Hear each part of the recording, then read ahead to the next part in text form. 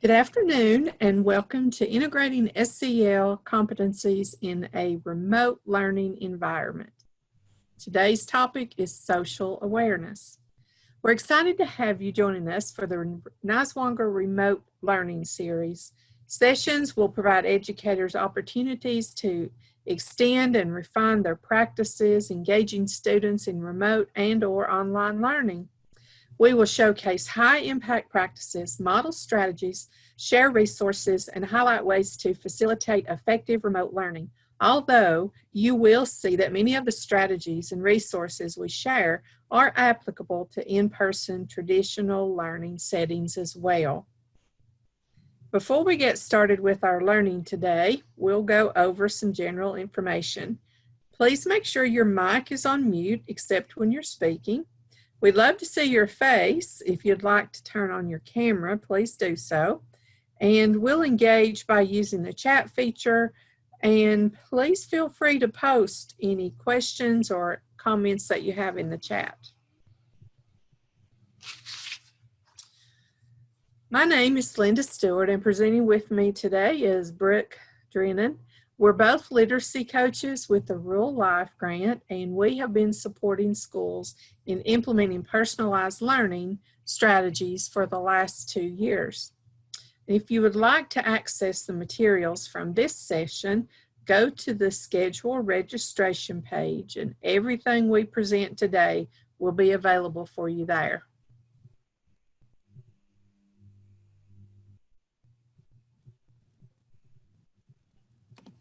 Well, hello everyone, and welcome to our final mini session in this SEL learning series. We hope that if you've been following us, you've gained a better understanding of SEL and have taken away some actionable strategies and resources that you can incorporate into your day. And if you missed any of the previous sessions, don't forget the recordings have been added to our site in case you want to check out some of the other topics that we've been discussing.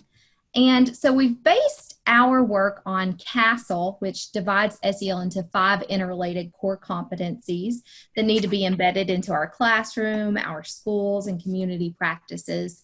And these 5 core competencies provide children a foundation for social relationships, academic achievement, as evidenced by more positive social behaviors, fewer conduct problems, and less emotional distress, and improved test scores and grades. So today, our focus is going to be on social awareness. And this really includes the ability to take the perspective and empathize with others, also to appreciate diversity and show respect for others. And research suggests that students with strong social awareness adapt more easily to their environment when they can empathize with the perspectives of others and engage in fewer disruptive classroom behaviors. And this in turn creates a setting we can all appreciate, and that's one in which kids can focus on learning. So, sounds ideal, right? How do we get there, especially now with so much going on and so many of us switching to hybrid or remote learning? I think integrating SEL becomes a little more challenging. And also we're stressing out over things beyond our control, also with the fact that we have so much to make up this year. So CASEL has released a roadmap to reopening for schools, and this chart that you're seeing comes from that. And they've really focused in on those 5 core competencies and what we need right now in context of those.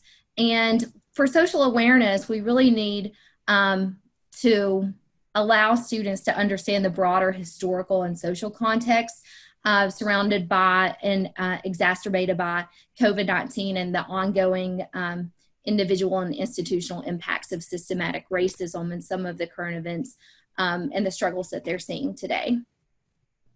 So they've really focused in on 4 key areas that we can use to teach students social awareness.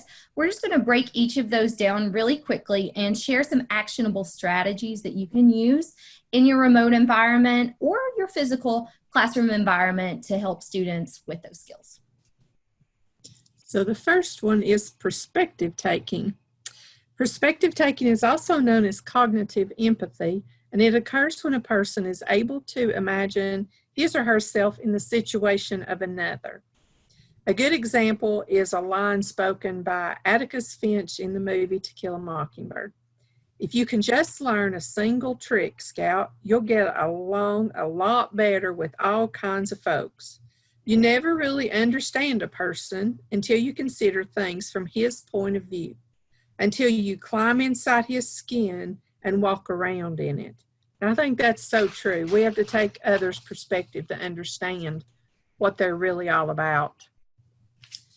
Perspective taking is the ability to look beyond your own point of view so that you can consider how someone else may think or feel about something.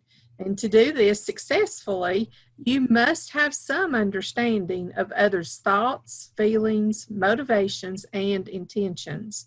So let's watch this video clip and do some perspective taking.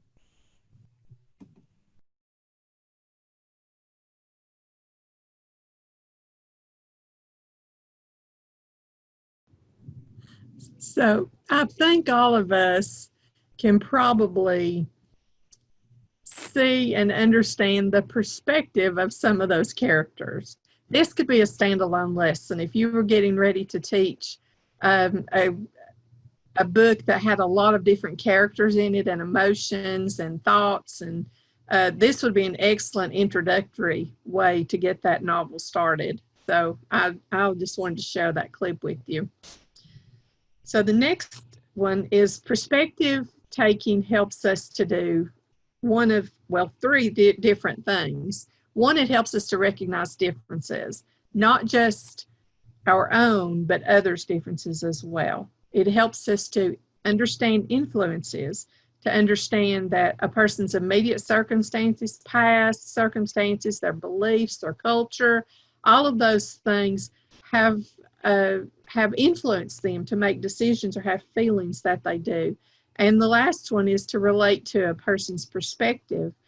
We have to think about their unique circumstances and experiences and beliefs. So I'd like for you to look at the image on the right side. Now, the first time I looked at this image, I saw the beautiful woman. Now, I was pretty young when I saw this. So my experience was being around young people. I think I may have been in college, and I was around young people. And so for me, I saw the young side. Well, now that I'm getting old, I don't see the young girl anymore. I now see the old woman because I can identify more with that old woman now. So it's all a point of perspective. It all is. Whose perspective are you looking at? The next slide, I have a couple of different resources.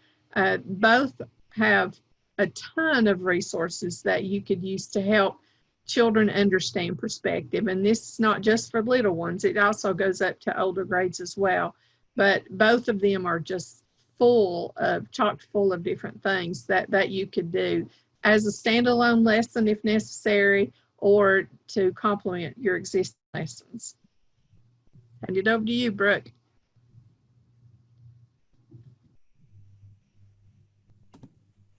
Sorry about that. I was having trouble finding my unmute button.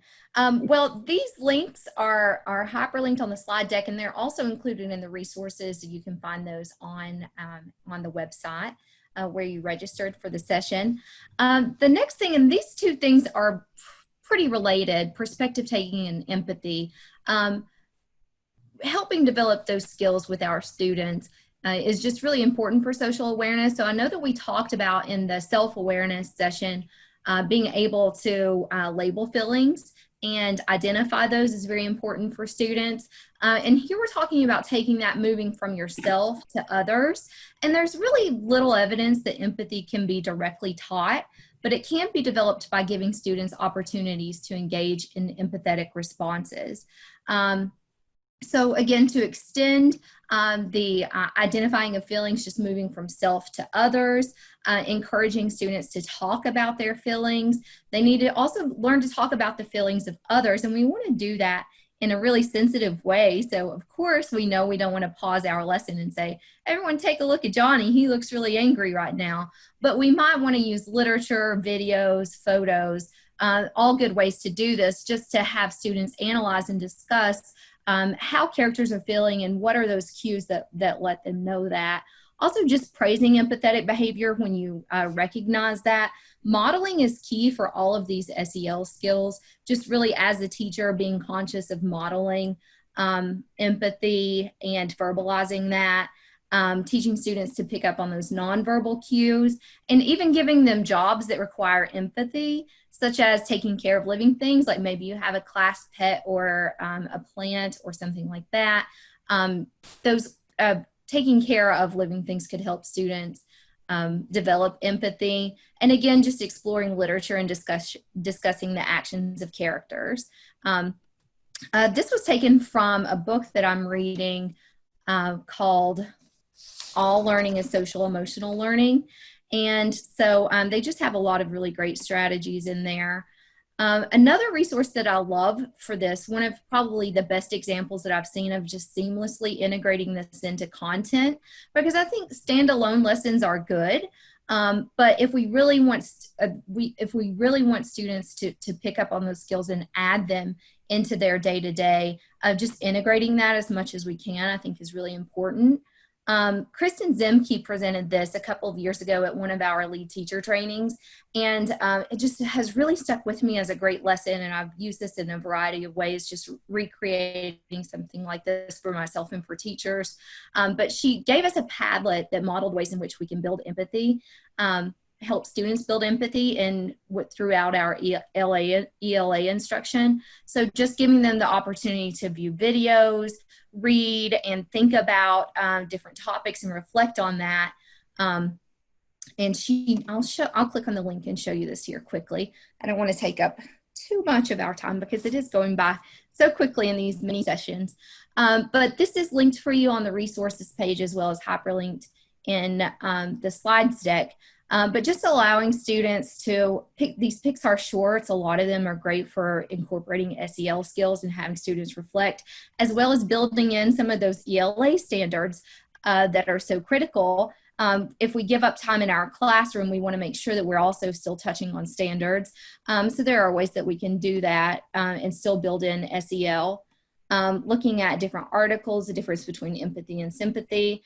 I think she just really suggested providing students choice here so they could choose which article or which video they want to read and reflect on, and then how they want to share. So incorporating lots of our personalized learning strategies, as well as SEL, as well as some of our ELA strategies that are so critical. So take a look and check that out if you have time. And I think something like this would be really easy to recreate, and especially helpful to use in a remote learning environment to have students participate with technology. And she based that Padlet on, she called it text head heart reading. That's based on Colleen Beer's and Robert Prost's strategy that they revealed in Disrupting Thinking, just book head heart thinking. So I also included that little anchor chart for you guys as well, as a standalone that you can use in your ELA classrooms, but just having students reflect on the literature that they're reading and thinking about how that's affecting them can be a great SEL tool. Now, if you did want some standalone lessons, there is a great toolkit here full of standalone lessons on helping students build empathy. So I'll link to that for you as well. And I'll pass it over to Linda to talk about a little bit about appreciating diversity. So the concept of diversity encompasses acceptance and respect. It means understanding that each individual is unique and recognizing our individual differences as well. Commander Spock of Star Trek put it this way: infinite diversity in infinite combinations symbolize the elements that create truth and beauty. And there is truth and beauty in diversity. So let's watch a short video to see what it means to appreciate diversity.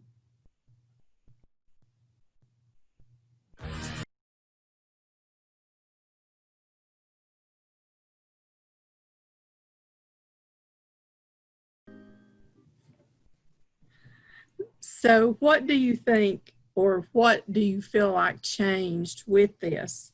Well, of course, having those all different colors of crayons and just represents how different all of us are, and how once we get together, we do find commonalities and we do find things about one another that interest us, and we can have respect for that.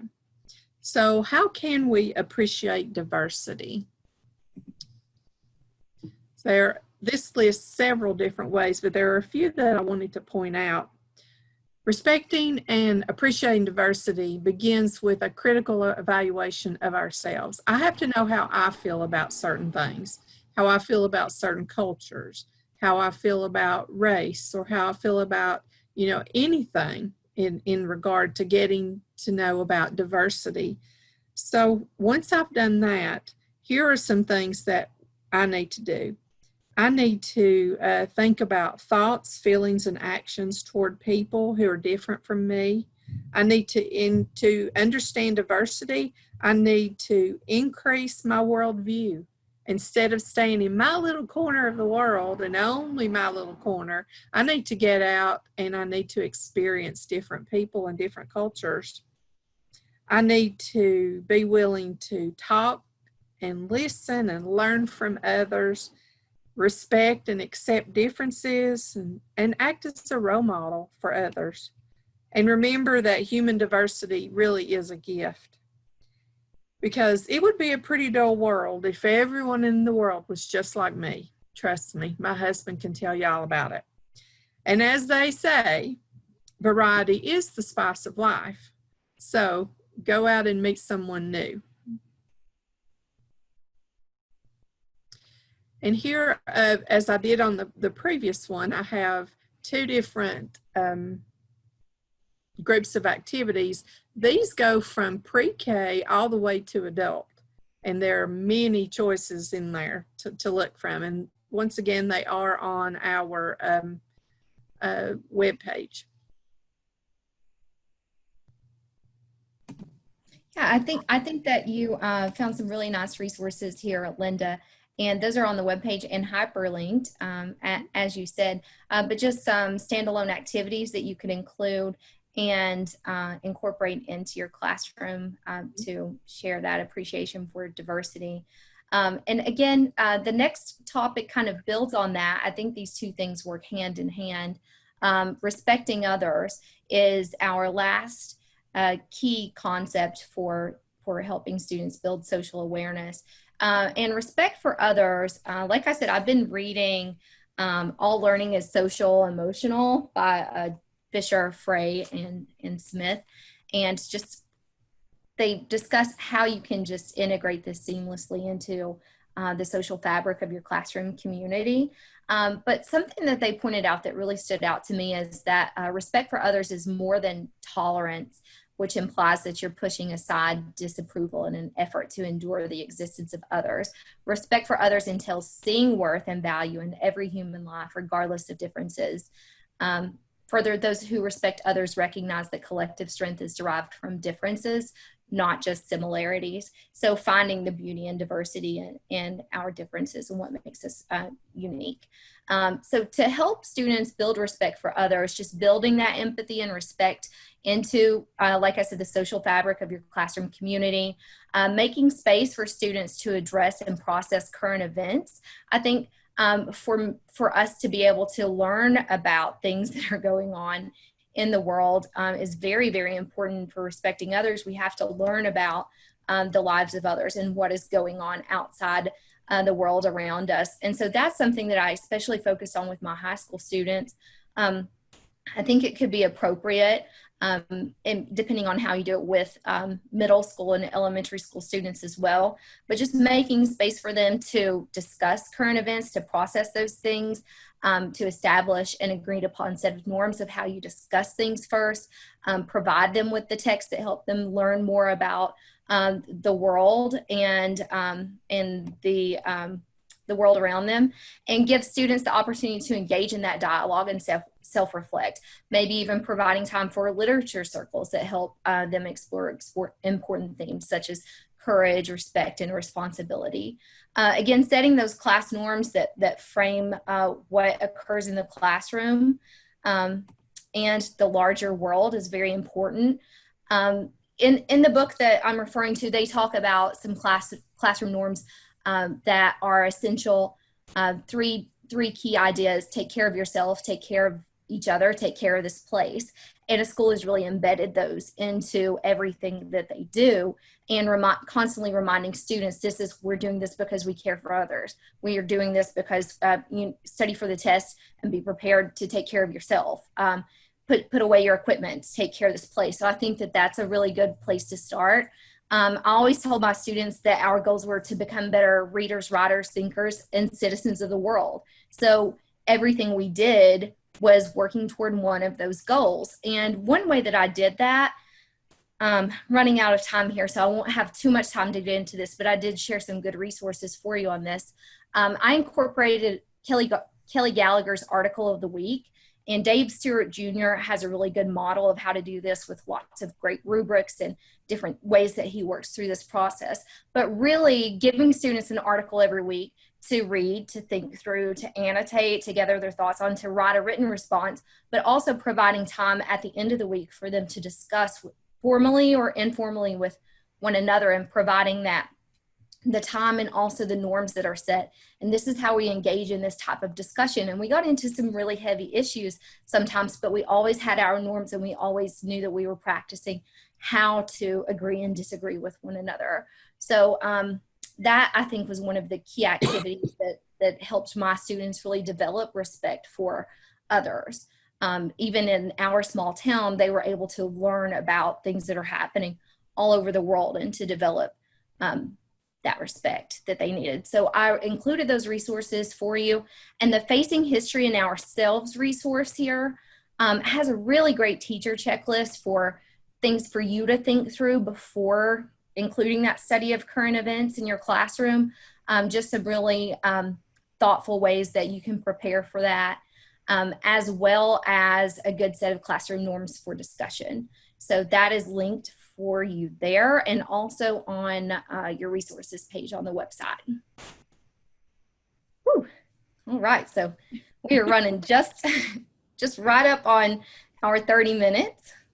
I'm going to kick it back over to Linda. We've done a lot of talking today, I realize, but I hope it's helped you to think through the opportunities that there are in social awareness. So think about, how could you put social awareness into your curriculum? And you can unmute yourself and talk.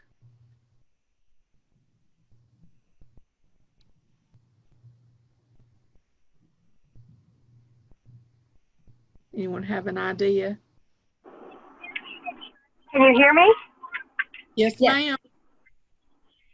I feel that often in this time when I've spoken with teachers and colleagues, that they have skipped over social emotional learning and gone straight to curriculum because of the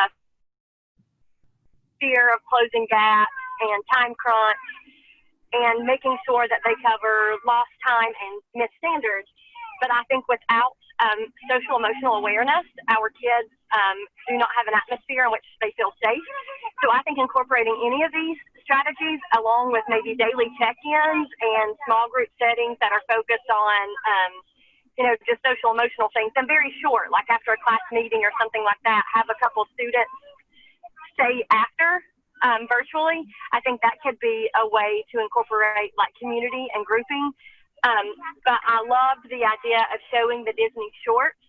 I think even for middle school kids, that gets them really engaged.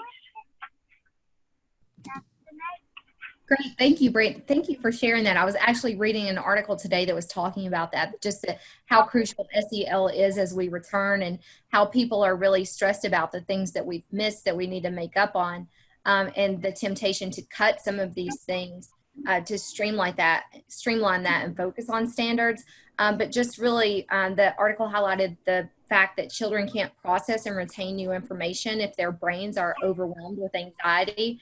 And I'm looking here at my notes because I was writing some things down for our deep dive that's coming up in a couple of weeks. So I thought that was, you just hit on that key point that I took away from the article. So yes, looking for ways to incorporate, and that's what our deep dive is really going to focus on, is how to integrate this into your classroom, so that you're not saying, oh, let's stop and teach SEL right now. Let's stop teaching ELA. But how do these things work hand in hand?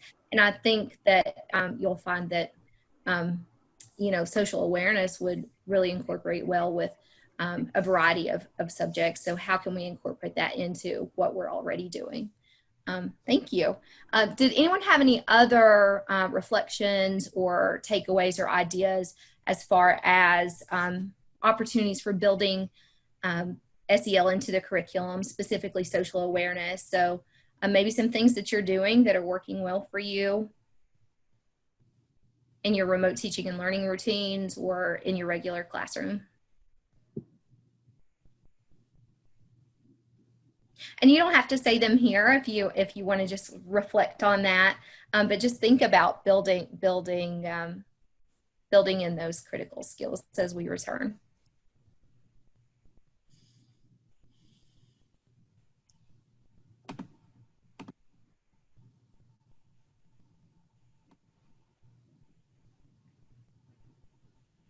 And I'm seeing in the chat low stakes gatherings, and I think that that's a great idea as well.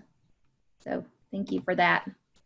Just having that time to chat, and we're missing that in a virtual setting because often we are just coming in for that, maybe that synchronous or asynchronous lesson, and we don't have the shuffle time between classes and students coming in and chatting with one another as they get ready to learn for the day. So I miss that most of all. I'm sure you guys do too. Okay, so we are a couple of minutes past our time, but doing a lot better than we have in a couple of other weeks, right, Linda? So we were really working on time today. We want to be so respectful of your time. We want to leave you with a quote, our last and final quote for this mini-series. Let's stop waiting for a better world. Let's start working on it together. And I just think that's a really nice thought that ties in with social awareness. And I know that's what you teachers are doing each and every day. And we really see you and appreciate you. We do have an evaluation. If you would, please just take a minute to fill that out. We're always looking for ways to improve, so we'd love to hear your thoughts on the session. I think John will drop, or probably has already dropped, a link into the chat. So we really appreciate you taking time to do that, and taking time to be here with us today, because we know that your time is precious. If you would like, we will stick around. We can have a continued conversation around this topic, answer any questions, or share some ideas, brainstorm together. But that's all we have for you today. And again, we just really thank you for being here, and hope that you have a great weekend. We're coming up on Friday.